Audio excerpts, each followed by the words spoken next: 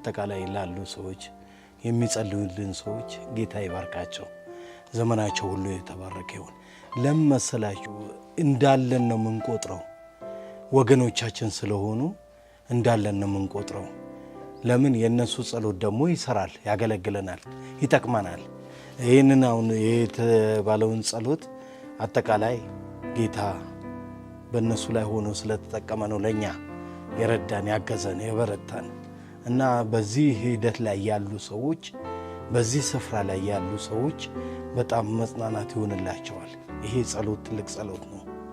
አጠቃላይ ይሄ ጸሎት ደግሞ ለእኛ ጠቃሚ ነው። ለእኛ ወገን እንዳለን ነው የምንቆጥረው። ጌታ ይባርካቸው ነው የምንለው። ይባረኩ።